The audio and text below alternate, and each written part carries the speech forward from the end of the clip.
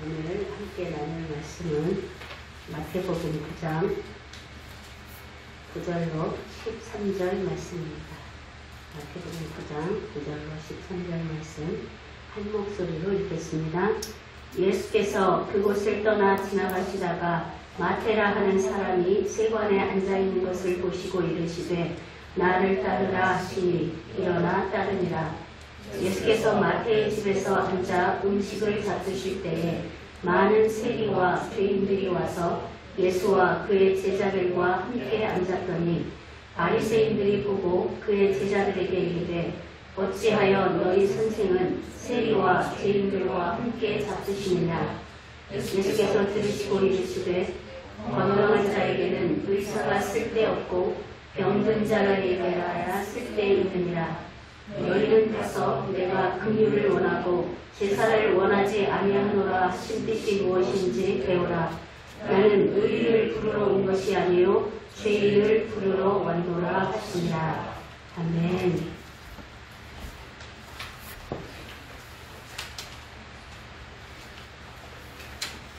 더위의 한 주간도 지켜주신 주님의 은혜를 감사합니다.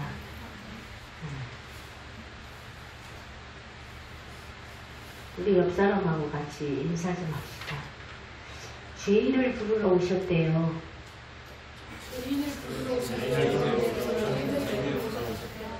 당신은 죄인이십니까? 의인이십니까?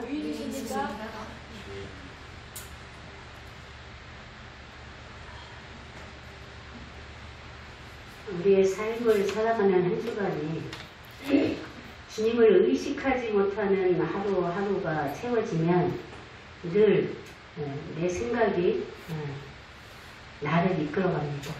그런데 주님을 의식하고 말씀을 의식하면 주님이 우리를 이끌어가심으로 따라가게 됩니다. 그런데 한 끗 차이인 것 같지만 그 삶의 결과는 판이하게 다릅니다. 우리가 그것을 날마다 의식할 수 있었으면 좋겠습니다. 우리가 52주의 예배를 드립니다. 1년에.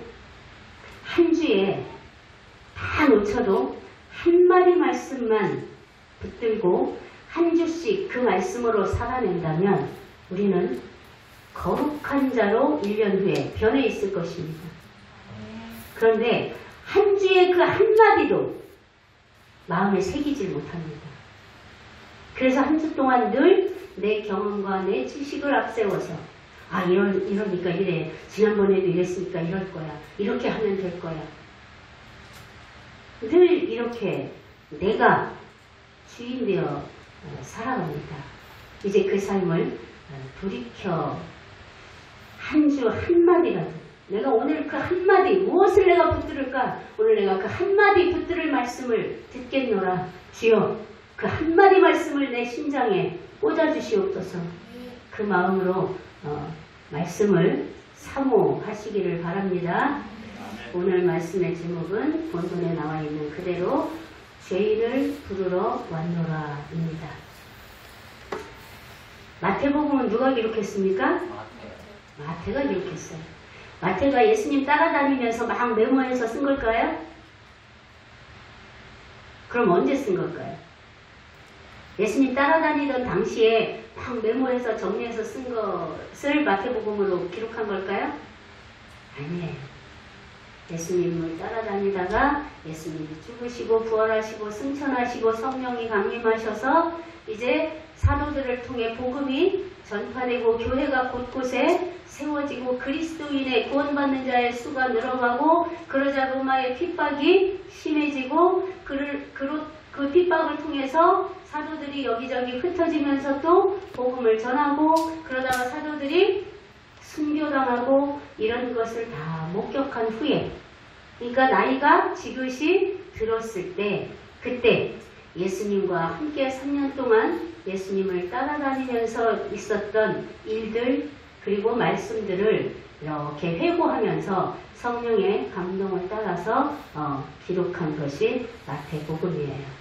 그러한 배경의 이해를 가지고 오늘 이 본문에 등장하는 말씀을 한번 이렇게 입체적으로 오늘 지금 내가 아니면 지금 내가 마태가 이야기하고 있는 그림을 보는 것처럼 비록 영상은 없지만 그런 영상을 보는 것처럼 생각하면서 말씀을 따라가 보면 좋겠습니다.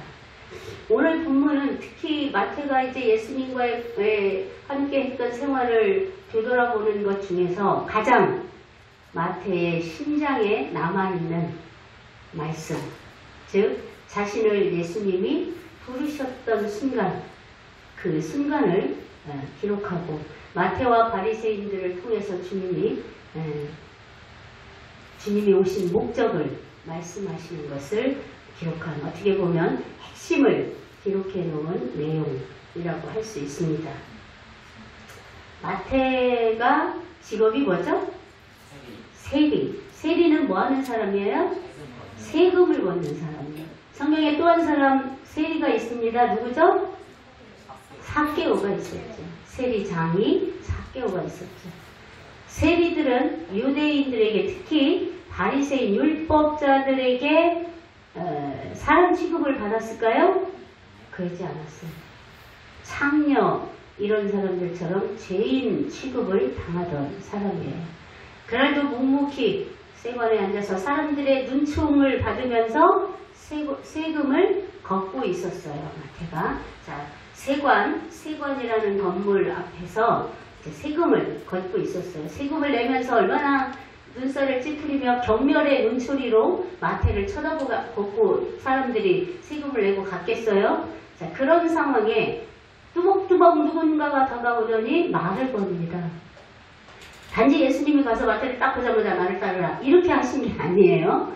가서 이런저런 말을 걸었을 거예요. 마태와. 그래서 이런저런 이야기를 했을 거예요. 근데 지금 누구도 내게 말을 걸지 않고 말을 걸 만한 사람 취급을 안 하는 상황에서 누군가가 자기에게 말을 걸고 자기의 상황을 물어보고 자기의 마음을 생각을 물어보고 있는데 그게 누구였어요? 당시 유대 땅의 핫한 인물로 떠오른 사람이었어요. 그분이 바로 예수님이었어요. 유대 땅을 아주 뜨겁게 달군 분이었어요. 온 제사장과 장로들과 바리새인과 서기관들이 도대체 이 예수가 누구냐에 집중해 있을 만큼 그 많은 무리들이 따라다녀가며 기적이 일어나고 있는 그 핫한 분이 지금 내 앞에 서서 내 삶에 관심을 갖고 이야기를 걸어오고 있는 거예요. 마태는 지금 너무나 아마 벅차고 감격스럽고 이게 무슨 상황이지 했을 텐데 거기에 주님이 나를 따르라 그러십니다. 그때 마태의 마음은 아마 이게 꿈이야 생시야? 지금 뭔가 나에게 무슨 일이 일어나고 있는 거지? 막 이런 최강야구 보니까 롯데 사직구장에 있는 팬들이 이대호가 600 며칠 만인가 500 며칠 만에 왔다고 그것만 보고서도 막 눈물을 흘리고 이러던데 예수라는 그 시대 가장 핫한 인물이 내 앞에 와서 나를 따르라고 하는데 얼마나 황당하기도 하고 감격스럽기도 하고 내게 지금 무슨 일이 일어나고 있는 거지? 아마 이런 마음이었을 거예요. 그래서 말씀을 보면 마태가 나를 따르라 하시니 일어나 따르니라. 즉시 따른 거예요. 즉시. 따라왔을 뿐만 아니라 나는 이 기쁨을 이렇게 넘겨버릴 수가 없습니다. 주님 우리 집에 오셔서 식사를 같이 하십시다. 그래서 주님을 초대해놓고 아예 잔치를 벌였어요. 근데 잔치에 예수님과 자기와 자기 가족만 있을 수 없잖아요. 그러니까 다 불렀어요. 친구들도 부르고 직장 동료 세리들도 부르고 아마 거기 무리들 따라온 무리들도 당신들도 와서 같이 식사하자고 불렀을 거예요. 단지 그 무리들이 그 초대에 응하지 않았을 뿐이죠. 그 중에는 초대에 응한 사람도 있었을 거란 말이에요. 그래서 그 잔치를 벌인 것을 보면 그 당시 마태가 얼마나 감격스러워하며 기뻐하였었는지를 알 수 있단 말이죠. 그런데 이 광경을 그 무리들 속에 바리새인들이 섞여서 보고 있었단 말이에요. 그리고 바리새인들이 식사하고 있는 제자들에게 가서 이야기합니다. 야, 너희 선생은 죄인들, 세리들하고 같이 식사를 하냐? 부정하잖아? 선생이란 자가 이야기하는 거예요.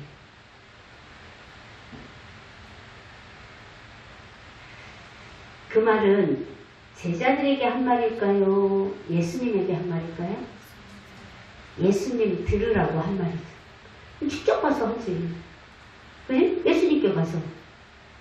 당신은 우리에게 율법을 설명하면서 성전에서 우리에게 율법을 설교했으면서 왜 율법에 어긋난 죄인들과 같이 식사를 하십니까? 가서 물었어야지. 당당하게. 그러지 않았어요. 제자들에게 가서 예수님 들으라고 비아냥거린 거죠. 그 예수님이 그 말씀을 들으셨겠죠. 그런데 그 예수님이 듣고 하신 말씀을 이야기하기 전에 여기서 바리새인들이 말하는 죄인들과 함께 식사를 한다 할 때 그 죄인이 있으면 의인이 있다는 얘기인데 그 죄인과 의인을 누가 규명했을까요? 지금 여기서 말하는 식사 자리에 있는 죄인들을 죄인들이라고 누가 규명했어요? 바리새인들이 규명했어요. 예수님이 그들을 죄인이라고 하지 않았고 바리새인들이 그들을 죄인이라고 했어요. 그들을 죄인이라고 했으니까 나는 뭐라는 거예요? 자기들은 의인이라는 거예요. 그 기준이 뭐냐? 율법을 지키느냐 지키지 않느냐예요. 율법을 지키는 자기네들은 의인, 율법을 지키지 않는 저 세리들, 저 죄인들, 율법을 지키지 못하고 율법을 알지 못하는 저들은 죄인, 부도덕한 그들과 함께 식사 자리를 같이 하는 예수님 또한 부도덕하기 때문에 죄인 아냐? 이렇게 얘기하고 있는 거예요. 만약에 그들이 율법을 지키기 때문에 자기들이 의인이라는 것이 진짜 맞다면 예수님의 말씀을 인정해야 돼요. 왜? 예수님이 율법을 해석하고 있잖아요. 자기들에게 계속 율법을 설명하면서 천국은 이런 자들의 것이야. 거기에 늘 율법도 같이 곁들여 설명을 했단 말이에요. 안식일에 대해서도 마찬가지였고. 그런데 그들은 그렇게 율법을 오히려 더 완성하시기 위한 주님을 소개하고 그 율법이 왜 너희들에게 주어졌는지를 설명하고 그 율법보다 더 중요한 것이 하나님을 사랑하는 거라는 걸 설명했단 말이에요. 인정하지 않아요. 왜? 그걸 인정하면 본인들이 죄인이 되니까 인정할 수가 없는 거예요. 그걸 인정하지 않으려니까 어떻게 해서든지 예수님에게 빌미를 잡아서 예수님을 죄인 만들어야 했어요. 죄인을 만들어야 처형을 할 거 아니에요. 그러니까 다른 말로 하면 바리새인들은 지도자층이었단 말이에요. 자기들의 능력과 힘으로 자기를 지킬 수 있는 힘과 능력이 있는 사람들이었어요. 그걸 놓고 싶지 않았다는 거예요. 포기하고 싶지 않았다는 거예요. 그래서 대제사장, 장로들, 바리새인들 이들은 끝까지 주님을 따라다니면서 주님의 티를 잡으려고. 그래서 흠과 티가 없으니까 뒤집어 씌웠단 말이에요. 만들어서. 죄를 만들어서. 왜? 자기들이 살고 싶어서. 자기들이 유지하고 싶어서. 자기들이 살고 누리던 것을 포기하고 싶지 않아서예요. 그 모습은 오늘 우리의 모습과도 같지 않아요? 내가 지금 하던 것, 살던 것, 의지하던 것, 살던 방식, 삶의 패턴, 누리던 것, 편하게 가지고 있던 것, 내 자리, 내 위치, 안 뺏기고 싶기 때문에 주님 앞에 나를 포기하지 못하는 거 아니에요? 바리새인들만이 아니라 우리 안에는 그렇게 나는 포기하고 싶지 않으면서 주님께로부터 복이 오기를, 변화가 오기를, 새롭게 됨이 오기를 기다리는 그릇된 어그러진 욕심들이 그들과 똑같이 자리하고 있는 게 우리들입니다. 그게 죄인입니다. 그런데 죄인은 그걸 인정하려고 들지 않아요. 죄인은 자꾸 바리새인들처럼 변명하고 핑계를 대죠. 끝까지 버리고 싶어 하지 않아서 합리화시킵니다. 합리적인 이유들을 자꾸 들이댑니다. 그러나 그 합리적인 이유들을 들이대면 될수록 무슨 말 하고 있는 것과 같으냐면 나는 주님을 인정하지 않습니다. 나는 하나님이 필요한 게 아니라 오늘 내가 살아가고 있는 삶의 영광이 필요합니다. 이렇게 말하는 것과 같은 거라는 거죠. 근데 그것을 모르고 계속 그것을 추구하며 살아가고 있는 우리, 눈이 어둡기 때문에 그러한 자기 자신을 보지 못하는 거예요. 자꾸만 이 세상에 얽혀 있는 삶을 보고 뭐 이렇게 살지 어떻게 상황이 이런데 이렇게 합리화만 시켜가고 있는 거죠. 그런데 그 합리화의 껍질을 벗겨버리면 그 합리화시키지 않아도 이 삶을 이끌어 가시는 주님이 우리를 책임져 주시겠다는 거예요.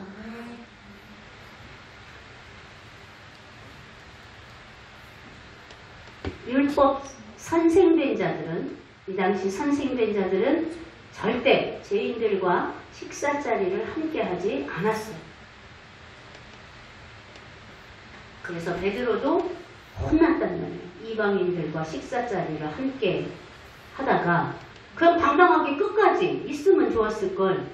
이 예루살렘에서 온 사도들이 이 나를 보고 이거 이상하게 생각하고 어떡하지? 그래갖고 슬쩍 안 먹은 척 슬쩍 피했다가 되통 혼났단 말이에요. 바울한테. 그거 잘못된 거 아니야. 근데 네가 그렇게 함으로써 저 사람들과 너를 구분하는 거 아니냐. 혼났단 말이에요. 이들은 그걸 철저하게 지켰는데 선생이라 하는 예수가 그들과 식사를 하니까 자기들은 예수를 비난하는 것이 합당하다고 생각했어요. 자, 그렇게 그들이 합당한 이유를 가지고 자신들의 옳음의 기준을 가지고 율법을 지키기 때문에 우리는 의로운 자요 저들은 죄인이라는 자기들의 옳음의 기준을 가지고 제자들에게 예수님을 비난하는 소리를 들으셨죠. 그리고 주님이 뭐라고 말씀하십니까? 12절 같이 봅니다. 예수께서 들으시고 이르시되 건강한 자에게는 의사가 쓸데없고 병든 자에게라야 쓸데있느니라. 그럼 지금 바리새인들에게 돌려서 지금 말씀하신 거예요. 이 바리새인들이 뭐야? 뭘 하시는 거야? 왜 죄인들하고 식사하느냐고 하는데 건강한 사람에게는 의사가 필요 없고 병든 자에게는 의사가 필요하다. 그거 당연한 거지 그럼. 그게 말이야? 그죠? 당연한 거잖아. 병든 자가 의사가 필요하지 건강한 사람이 의사가 왜 필요하냐고. 이게 지금 뭔 소리야? 하고 있을 때 13절 쐐기를 밟는 등골이 오싹하게 하는 소리를 하십니다. 같이 봅니다. 너희는 가서 내가 긍휼을 원하고 제사를 원하지 아니하노라 하신 뜻이 무엇인지 배우라. 나는 의인을 부르러 온 것이 아니요 죄인을 부르러 왔노라. 너네 의인이지? 나는 너희를 부르러 온 게 아니야. 너희 같은 의인을 부르러 온 게 아니라 너희 때문에 병든 죄인들을 부르러 온 거야. 그러니까 너희에게는 의사가 필요 없잖아. 너희 건강하다는 거 아니냐? 쟤들은 병든 자라는 거 아니냐? 너희 때문에 병들어가고 있는 거야. 이 사회에서. 너희 때문에 소외당하고 너희 때문에 병들어가고 있는 거야. 저 사람들은 지금. 죄인의 올무를 쓰고 나는 저들을 부르러 왔지. 저들을 위하여 저들을 불러 구원시키러 온 거지. 너희같이 의사가 쓸데없는 스스로 의롭다 하는 너희를 부르러 온 게 아니야. 너희가 나에게 부르심을 얻고 싶어? 그러면 가서 내가 긍휼을 원하고 제사를 원하지 아니하노라, 이 말씀이 호세아 6장 6절의 말씀인데, 이 말씀의 의미가 뭔지 가서 공부하고 와라, 이 말이에요. 이 말씀을 공부해서 이 말씀의 의미를 알게 되면 12절 건강한 자와 병든 자, 의사가 필요한 자와 필요하지 않은 자가 누구를 의미하는지를 알게 될 거다, 이 말씀을 하신 거예요.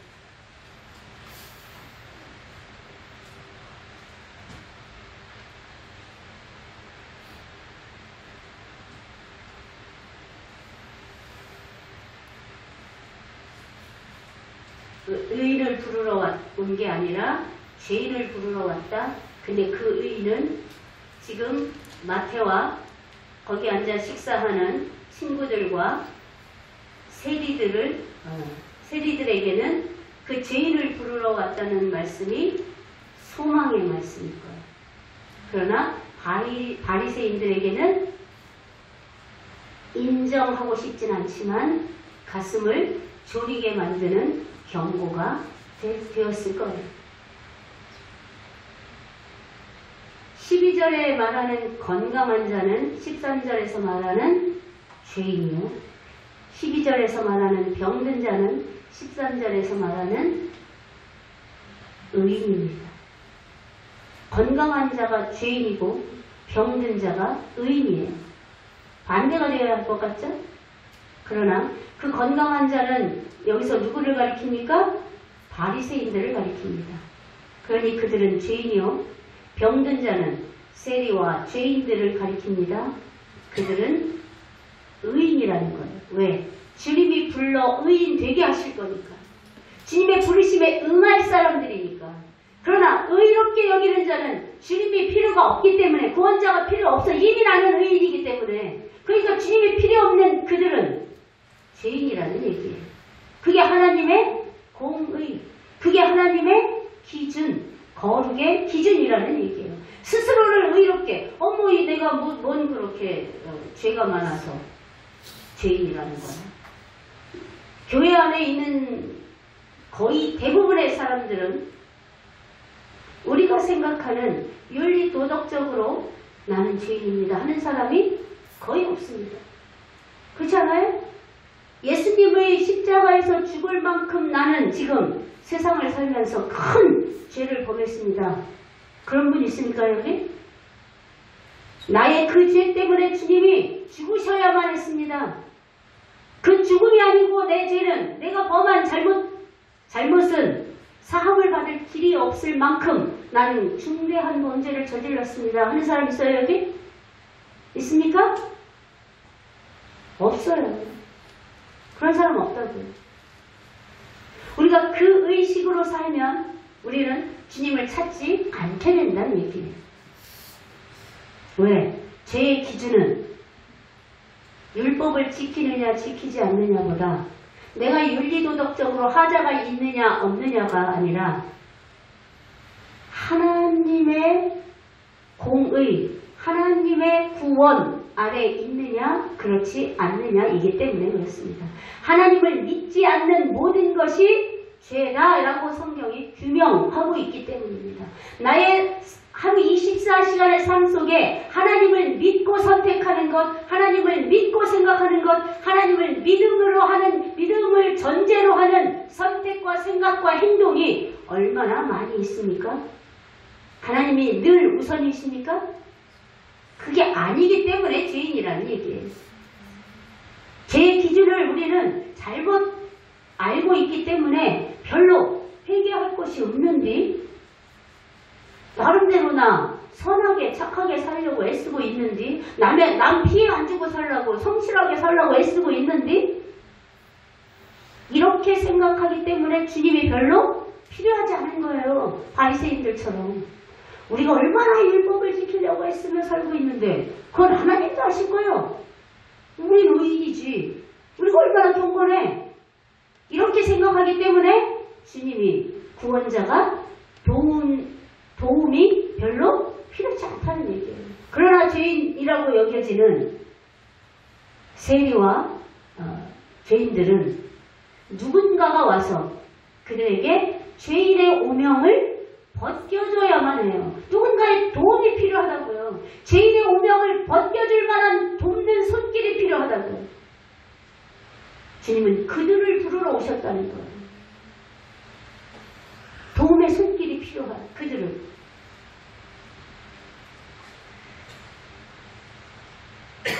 그들은 율법을 지키느냐 지키지 않느냐를 가지고 의인 죄인을 구분하고 있는데 율법을 누가 주셨습니까?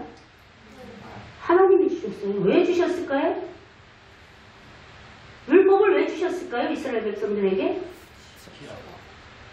지키라고. 지킬 수 있을까요? 완벽하게? 완벽하게 지키면 구원을 받는다. 완벽하게 지킬 수 없어요. 다른 말로 하면 하나님이 어떤 분이신지를 알라고. 반대로 너희가 이렇게 연약한 자라는 것을, 부족한 자라는 것을, 율법을 온전히 지킬 수 없는 부족한 자라는 것을 알라고. 율법을 행위로만 지켜서가 아니라 마음과 뜻과 정성을 다하여 하나님을 사랑하는 것, 이게 율법을 다 지키는 건데 그렇게 할 수 없는 존재라는 걸 인정하라고.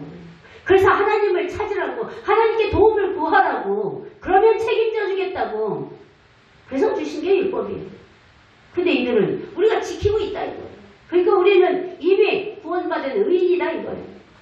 그럼 주님이 필요하지 않지. 구원자가 필요하지 않지. 도움이 필요하지 않단 말이에요. 이들은 하나님을 제대로 안 거예요? 하나님을 모르는 거예요. 그렇기 때문에 예수님이 호세아 6장 6절 말씀을 가서 배워라 그러시는 거예요.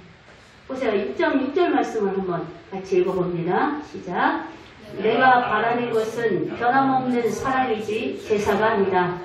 불살라 바치는 제사보다는 너희가 나 하나님을 알기를 더 바란다. 아멘.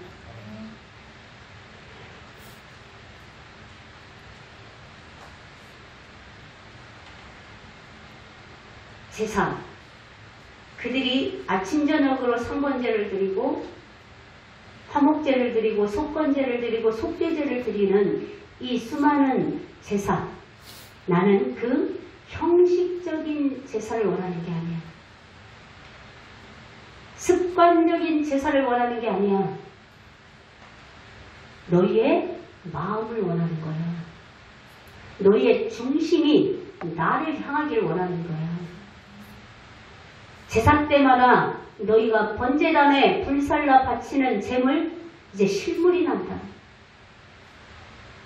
난 그걸 원하는 게 아니야. 그걸 너희에게 하라고 한 하나님의 마음이 뭔지, 하나님의 뜻이 뭔지 그걸 알기를 바래. 그걸 알고 드려야지. 그건 전혀 상관도 없이 형식적으로 와서 제사 드렸으니까, 제물 드렸으니까, 오늘날로 말하자면 예배 드렸으니까, 기도했으니까, 헌금 드렸으니까 그런 예배를 원하지 않아. 바리새인들에게 적용하자면 율법 지켰으니까 더 이상 뭘 요구하십니까? 난 너희의 그런 율법 지킴 하나도 반갑지 않아. 너희가 제물을 주지 않는다고, 제물을 바치지 않는다고 내가 거지가 되니? 역겹다. 구약의 제사의 제물은 뭐였죠? 구약에서 보면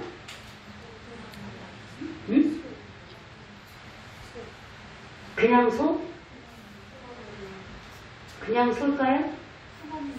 흠없는. 또 1년 된 흠없는 송아지나 양이나. 1년 된이에요. 1년 된. 자, 그러면 우리 집에 수많은 소떼가 있고 양떼가 있는데 1년 된 걸 어떻게 구분할까요? 어떻게 구분할까요?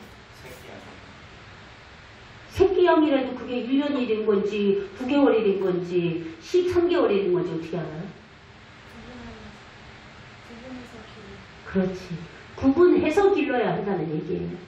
날 때부터 튼실한 놈으로다가 딱 구분해가지고 정성을 들여서 병이 나면 안 되니까, 다치면 안 되니까 애지중지 길러야 하는 거예요. 주님께 바친 소와 양은 따로 지금으로 말하면 애완견과 같이 기르는 거예요. 품에 품고 기르는 거예요. 흠없이 건강하게 길러야 하기 때문에. 그거 흠이 없는 것을 주님께 제물로 드려야 하니까 따로 구분해서, 태어날 때부터 따로 구분해서 애지중지 키운 양이에요. 소예요. 근데 그것을 지금 끌고 가서 뭐 해야 돼요?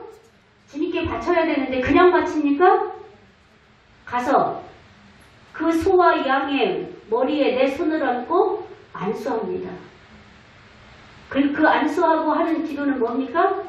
주님, 내가 이런 죄를 지었습니다. 또 이런 죄도 지었습니다. 또 이런 죄도 지었습니다. 또 이런 죄도 지었습니다. 다 고백하는 거예요. 안수하고. 그러니까 이 죄를 누구한테 준다는 거예요 지금? 이 양이, 이 소에게 전가해 준다는 거예요. 그러니까 이 양이, 이 소가 지금 내 죄를 가지고 주님의 제단에 불살라 죽습니다. 그건 내가 죽는 거와 같습니다. 하고 잡아야 되는 거예요. 안수하고 나서. 자매님, 키우는 강아지 내가 그렇게 내 손으로 죽일 수 있습니까? 있겠어요? 편하겠어요? 마음 편히 그렇게 잡을 수 있겠어요? 아무렇지 않겠어요? 그렇게 드려야 하는 게 제사예요. 왜 주님은 그렇게 애지중지 키우게 해가지고 그걸 제물로 드리라고 꼭 제사법을 정하셨을까? 하나님의 마음을 가르쳐 주시기 위해서. 나도 여기서 말하는 소와 양은 누구를 가리킵니까? 어린 양이신 예수님을 가리킵니다. 나도 내게 하나밖에 없는 아들을 십자가에 제물로 죽이기까지 너희가 애지중지 길러 가지고 와서 제물로 소와 염소를 죽일 때 그 마음처럼 나도 아프단다. 나도 그냥 가볍게 내 아들을 십자가에 매단 게 아니야. 그 하나님의 마음을 알라고 그 제사법을 주신 거예요. 그 하나님의 마음을 가르치려고 이렇게 해서라도 너희를 구원하고 너희를 나의 자녀 삼고 싶은 내 마음을 좀 알으라고 그거 가르치려고 그 제사 주신 거예요.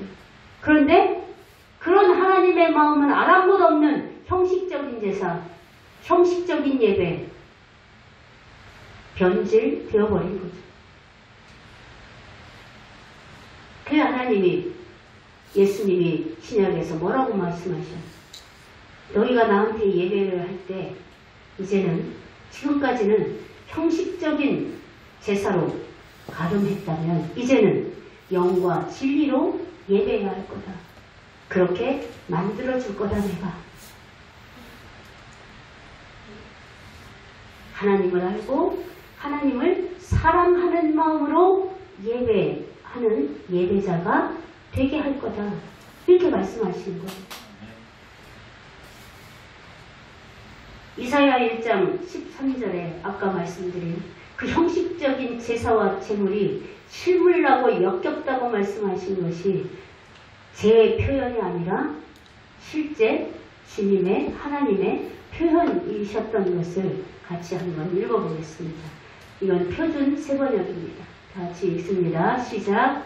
다시는 거짓 증거를 가져오지 말아라. 다 쓸모없는 것들이라.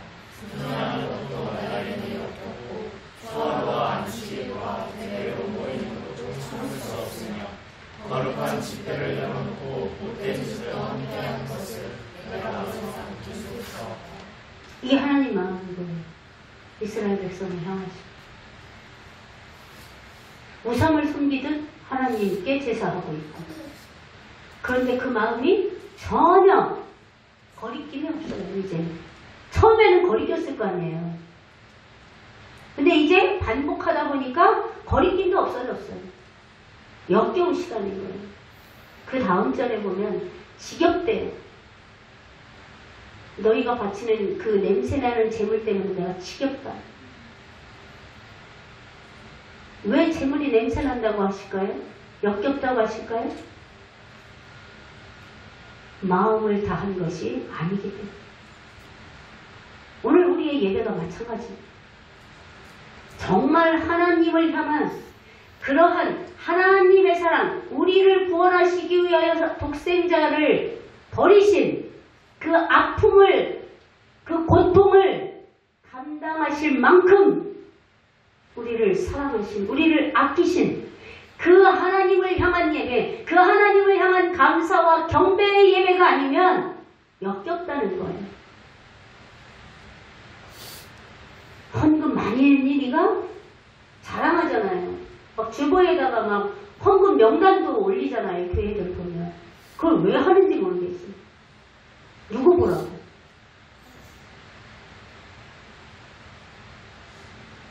네가 헌금을 1000만 원을 한들 네 마음이 그 헌금에 실려있지 않다면 난 역겹다 말씀하시는 거예요. 여러분은 지금까지 건강한 죄인으로 사셨습니까? 아니면 병든 의인으로, 용서받은 의인으로 사셨습니까? 바리새인들처럼 건강한 죄인이었다면 돌이키십시오. 그리고 주님을 찾고 구하십시오. 용서받은 의인으로 감사의 마음으로 사셨다면 날마다 내 안에 주님이 사시도록 힘쓰십시오. 병든 자이나 의인 되게 하신 주님의 은혜를 감사합니다. 날마다 고백하며 사십시오. 주님은 마태와 같은 죄인인 저와 여러분을 마태처럼 먼저 찾아오셔서 부르시고 택하시고 우리에게 자격을 주셨습니다. 어떤 자격을? 예배할 수 있는 자격을, 예배자의 자격을, 자녀의 자격을 주셨습니다. 그래서 오늘 우리가 이렇게 예배할 수 있는 것입니다. 그 자격을 주시기 위해서 아들이 처참히 십자가에 매달려 죽어가는 것도 외면하셔야 했습니다. 그 마음을 모르는 예배, 그 마음을 모르는 찬양, 그 마음을 모르는 기도는 헛된 것입니다. 주님을 역겹게 하는 것입니다. 우리는 내가 필요한 것 구하는 게 먼저가 아니고 나를 부인하는 것이 먼저가 아니고 왜 부인해야 하는지, 왜 찬양하는지 목적이 분명해야 합니다. 하나님의 사랑이 무엇이기에, 하나님이 나를 향해 어떤 분이시기에, 나를 향해 어떤 마음을 갖고 계시기에 내가 이 기도를 해야 하는지, 내가 하나님을 찾아야 하는지, 내가 이렇게 선포하며 하나님을 구하고 있는지, 나를 부인하고 있는 것인지, 그게 더 중요하다는 이야기입니다. 대상을 알지 못하면서 하는 기도는 중언부언, 주문을 외는 것과 같습니다. 그건 기독교가 아닙니다. 주문을 내는 것은.